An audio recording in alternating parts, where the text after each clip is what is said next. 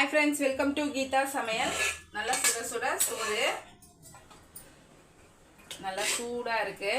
அன்னக்கிழங்கு போட்டு சூப்பரா தேங்காய் முந்திரி அரைச்சி ஊற்றி குழம்பு வச்சிருக்கேன். செம்ம டேஸ்ட்டாக இருக்கும், சூப்பராக இருக்கும். கொஞ்சம் புளி தூக்கலாக போடணும் இதுக்கு, அப்போ தான் இந்த அரிப்பு தன்மை இருக்காது, டேஸ்ட் அதிகமாக இருக்கும். குழம்பு கொஞ்சமாக ஒரு 2 ஸ்பூன் ஊற்றி சாப்பிட்டாவே அவ்வளோ டேஸ்ட்டாக இருக்கும்.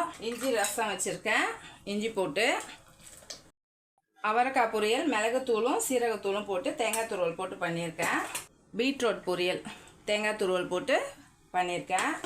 காலையில் பசங்களுக்கு லெமன் சாதம் செஞ்சேன். அந்த சாதம் கொஞ்சம் இருக்குது, மிச்சர் வச்சு கொடுத்தோம்ட்டு மிச்சரும் கொஞ்சம் இருக்குது. காலையில் டிஃபன் பூரி, பசங்கள்லாம் சாப்பிட்டு போயிட்டாங்க. பட்டாணி போட்டு வெள்ளை குருமா மாரி வச்சேன். இன்னும் நான் மட்டும்தான் சாப்பிட்ணும், கொஞ்சம் இருக்குது. ஓகேவா?